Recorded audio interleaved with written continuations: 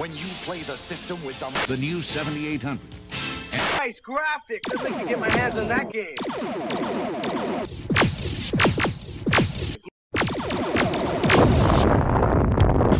It's the video game years coming at you with 1986. The systems, the culture, the games. A skateboarding title thrashes arcades. This is the game that taught Tony Hawk how to skateboard. Namco calls down the thunder. Ninjas, mutated bats, panthers, lava men. And Sega goes masterful. Its legacy is far beyond that of just Japan and the United States. Plus, monsters destroy the US, and a janitor saves the galaxy. So flap your arms to fly, and buckle up for safety. Strap in for 1986.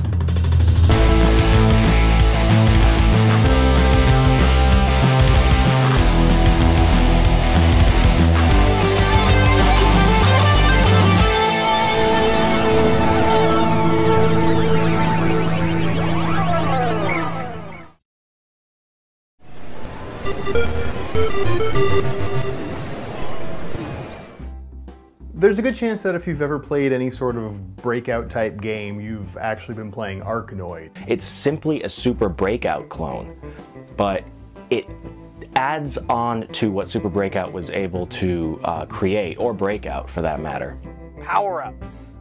That's right. Not only are you just a paddle that's bouncing a ball around to knock out the bricks, but now you're rewarded with different power-ups. Multi-ball, like in pinball, there was like a sticky pong paddle mode where you could like make the ball stick there and then you could shoot it wherever you wanted to. And there was even a laser one. Breaking blocks, you get split ball, okay, larger ship, all right, that's fine. Oh, gun! Yeah! One of Arkanoid's claims to fame is the varied layouts of all the stages.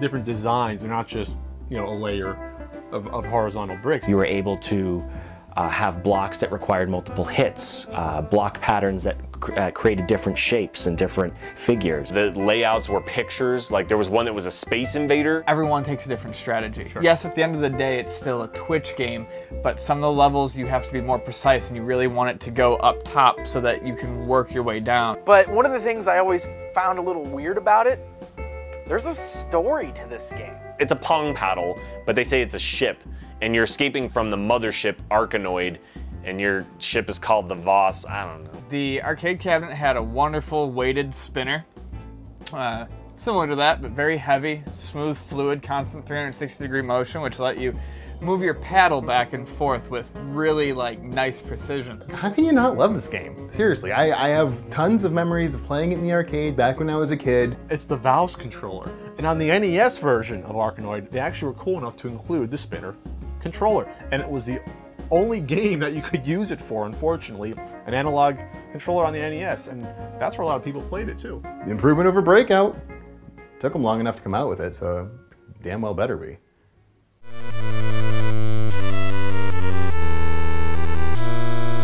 Gumshoe is a light gun game that used the Nintendo Zapper, and I love it. Gumshoe, or when Zapper games go horribly, horribly wrong. Your main character's name is Mr. Stevenson. And the thing about Mr. Stevenson is because you're not using a controller, he continuously moves to the right and the jumping can only take place when you shoot him. Here's the kicker though. You're defending your Gumshoe by shooting the objects coming at him on the screen. It actually gets quite challenging. It's really cool because it's unique and a different way to use that NES Zapper. This makes rational sense. You shoot your Gumshoe with a gun to make him jump through the air. That makes perfect sense. And then, hey, I need more bullets. How to get more bullets? Wow, you just go into red balloons and increase your ammo. It's still memorable to this day. It's still fun to play. It's difficult, but it's a game that you know, rewards accuracy and timing. It's impossible. Can't stand Gumshoe. I think it's fantastic.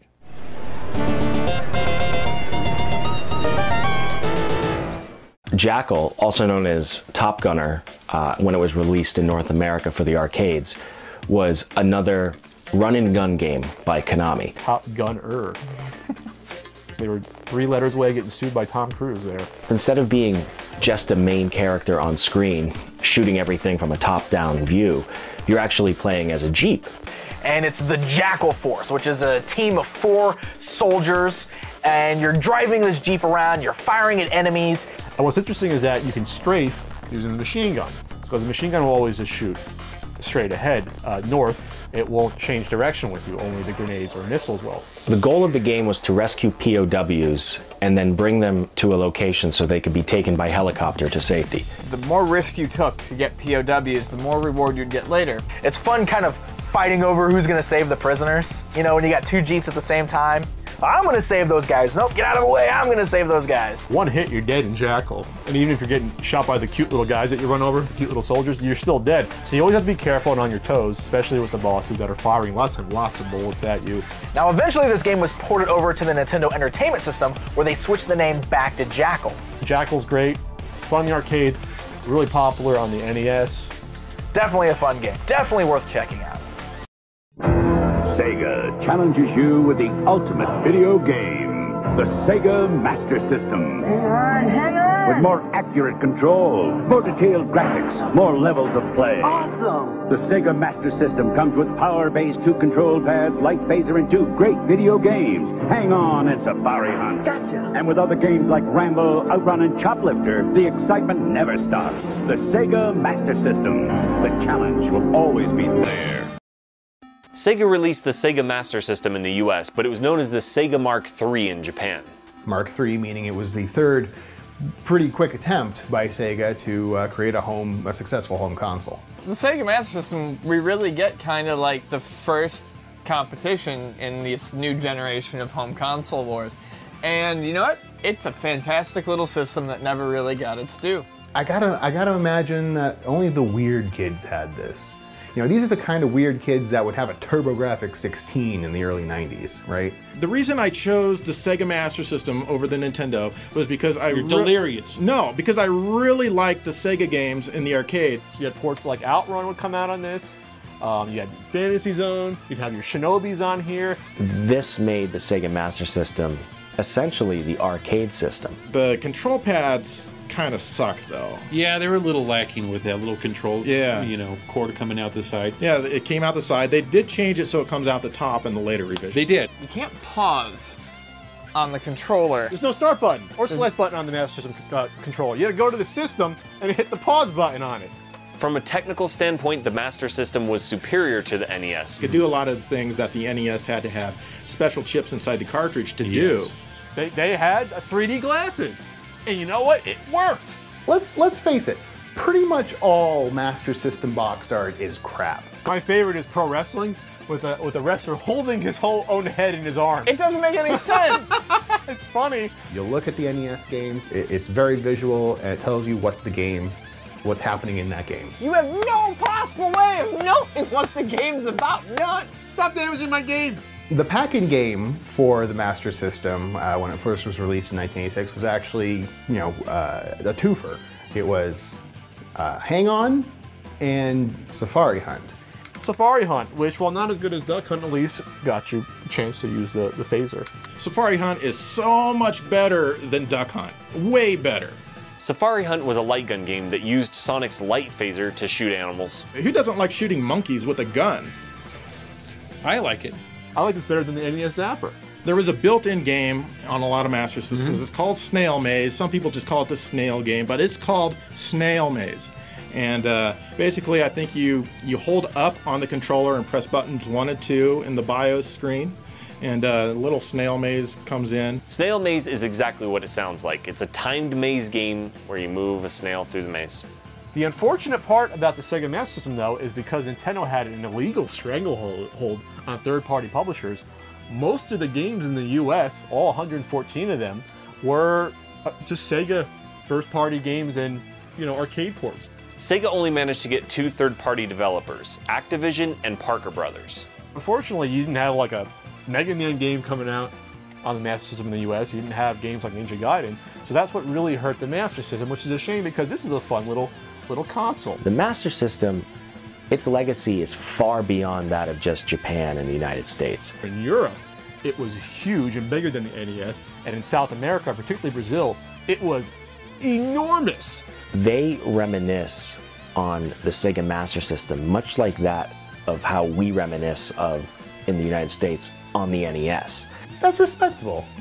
Come on. It's a moment in time for Sega and a moment in time for the video gaming world in the late 80s that you got to see this difference in styles, but also a progression of where gaming was going. And now, it should have been a video game in 1986. Oh, hello, I'm Eric, and here's the stuff from 1986 that should have been made into a video game, but wasn't. In movies, Top Gun for the Sega Master System. Not the silly F-14 Tomcat fighter game, but playing with the boys, volleyball. No flying boring jets around, it's all about the volleyball. And bodies working overtime. Ferris Bueller's Day Off for the NES. Race through your neighbor's yards, jump over fences, and avoid obstacles while racing to beat your parents home without getting caught. Life moves pretty fast. You don't stop and look around once in a while. You could miss it. Chicka-chicka, bomp, bomp, oh yeah.